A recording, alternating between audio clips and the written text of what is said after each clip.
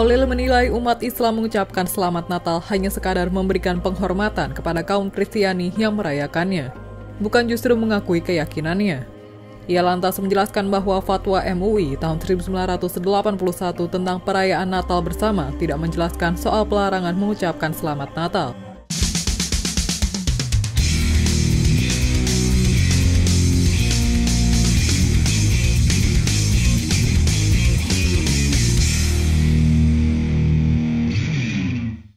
Masa kecil saya itu indah banget. Dunia saya hanya bermain dan bermain. Bahkan saya punya prinsip belajar jangan sampai mengganggu waktu bermain. Sehingga wajar saya itu dianggap anak nakal dulunya dan setiap pulang selalu dimarahi karena lupa waktu. Tapi yang benar-benar saya ingat waktu itu, saya tidak pernah tuh memandang teman berdasarkan apa sukunya, apa rasnya, apalagi apa agamanya. Dan kami tidak pernah ribut apapun tentang itu, apalagi mempermasalahkannya. Palingan ya kalau ada teman yang kulitnya agak hitam sedikit, kami manggil dia dengan nama Ambon. Padahal dia aslinya itu orang Padang. Ya cuman gitu aja, nama panggilan anak-anak yang bahkan melekat sampai sekarang ketika kami semua sama-sama sudah pada dewasa. Dan hari yang menyenangkan itu buat kami dulu selalu hari raya agama. Setiap lebaran biasanya hari kedua atau ketiga teman-teman datang ke rumah. Mereka ada yang muslim, ada yang Kristen, dan ada juga sih yang Buddha. Kami makan semua yang ada di meja karena hari itulah hari besar makanan buat kami. Bukan hari besar agama. Rendang, teri balado, opor ayam, mewah lah pokoknya. Begitu juga kalau temanku yang Kristen Natalan. Kami diundang semua ke rumah oleh orang tuanya. Dan itu juga jadi hari makanan, bukan hari raya. Main game sama-sama dan main apapun yang bisa membuat kami gembira. Dan biasanya ada aja yang ngirim kartu ucapan selamat Natal, selamat Idul Fitri, dan ucapan selamat-selamat lainnya sebagai bagian dari komunikasi sosial. Saya tidak tahu kapan datangnya wabah intoleransi di negeri ini sampai akhirnya ada orang-orang yang mulai memisahkan dirinya dan berkelompok hanya atas dasar agamanya apa. Dan yang paling menyebalkan adalah ketika seorang teman yang dulunya akrab tiba-tiba lewat grup WhatsApp mengabarkan bahwa haram seorang muslim mengucapkan selamat hari Natal kepada orang yang beragama Kristen. Dan kabar itu dia sampaikan pula di grup WhatsApp di mana isinya ada teman-teman yang beragama Kristen pula. Lalu satu-satu teman-teman yang beragama Kristen left group karena merasa di grup masa kecil itu ternyata tidak seindah pertemanan dulu di masa kecil ketika kita sama sekali tidak pernah mengerti semua perbedaan-perbedaan. Ada yang hilang dalam pertemanan kami. Sebuah memori indah yang dulu pernah ada hanya gara-gara perbedaan yang terus diruncingkan karena ada orang yang merasa lebih superior dibandingkan yang lainnya. Jujur saya sedih ketika akhirnya saya kehilangan teman-teman masa kecil yang Kristen hanya gara-gara seorang muslim yang gak tahu diri. Saya merasa bersalah. Kenapa saya tidak mencegahnya untuk bicara tentang haramnya mengucapkan selamat hari raya kepada orang yang beragama lain? Saya bukannya tidak bisa mencegah. Saya hanya nggak peduli pada waktu itu. Karena menganggapnya itu sesuatu yang nggak penting.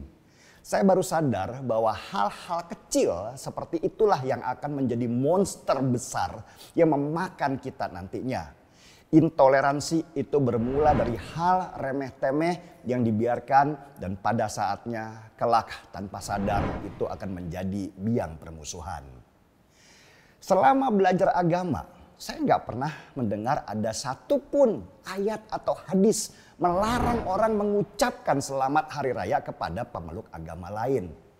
Yang saya temukan malah ayat dalam Al-Quran supaya masing-masing manusia menerima perbedaan itu sebagai rahmat dan supaya kita belajar dari perbedaan-perbedaan itu.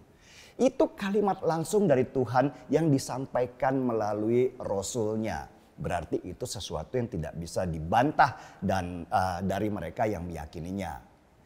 Sekarang dari mana sih sumber dari segala pelarangan ucapan selamat hari Natal dan semua hari raya dari agama yang berbeda? Ternyata semua itu bermula dari kesombongan. Kesombongan sebagian orang bahwa apa yang mereka yakinilah yang paling unggul dari yang lainnya. Kesombongan itu harus mereka suarakan untuk menekan yang lain dan sebagai penyampai pesan kalau kasta mereka lebih tinggi dari kalian. Sedikit pun tidak ada yang namanya kerendahan hati. Padahal agama yang mereka pelajari isinya menyejukkan dan berbicara tentang kesamaan derajat semua manusia di mata Tuhan. Kesombongan itu sebenarnya juga adalah perwujudan dari rasa takut. Rasa takut bahwa akidah mereka rusak hanya gara-gara sebuah ucapan selamat. Dan rasa takut bahwa imannya goyah hanya karena ada keyakinan lain yang punya kekuatan yang sama, yang punya potensi untuk membesar. Dan biasanya orang sombong itu penakut.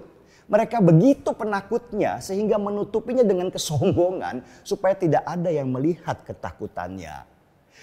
Rasa takut itu juga perwujudan dari ketidakmampuan. Banyak orang yang beragama sebenarnya tidak pernah mengerti tentang makna di dalam ilmu agamanya sendiri. Mereka membaca tapi tidak memahami. Mereka belajar tapi tidak menjadikan mereka pintar. Padahal kalau dipahami dengan benar, semua agama itu berisi pesan-pesan yang maknanya dalam. Baik dalam bentuk nasihat maupun peristiwa yang pernah terjadi. Agama itu sendiri padahal berasal dari pengertian sebuah aturan supaya manusia tidak menjadi kacau. Bayangkan kalau tidak ada aturan atau agama sejak dulu manusia ada, pasti kita akan tumbuh sebagai manusia barbar tanpa aturan-aturan dan tanpa pelajaran. Mereka yang mengerti agamanya dengan benar pasti tidak akan mampu sedikit pun untuk sombong. Apalagi takut akidahnya rusak karena mereka mampu memahami pesannya dengan benar.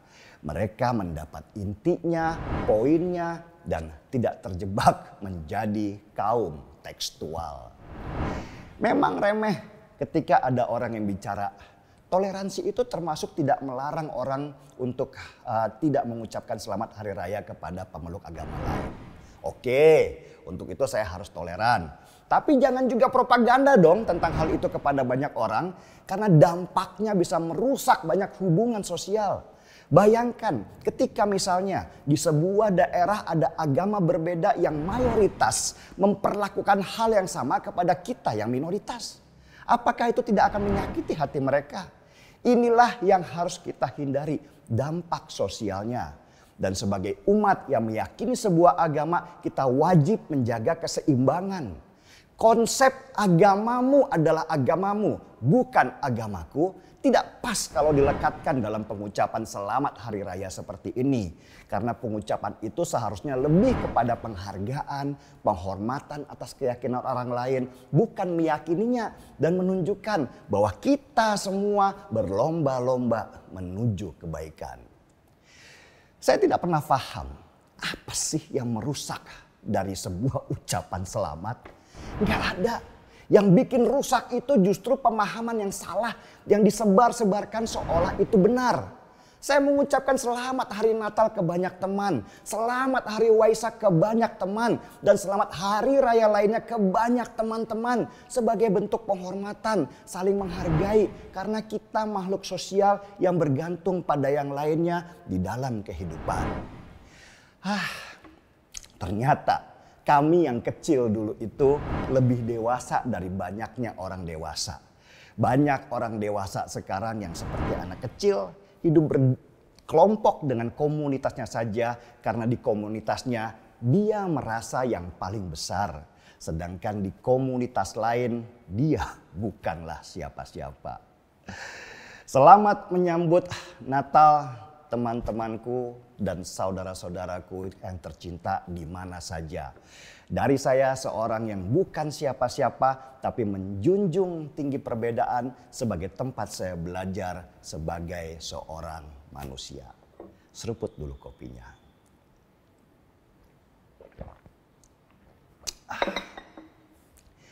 Gaspol.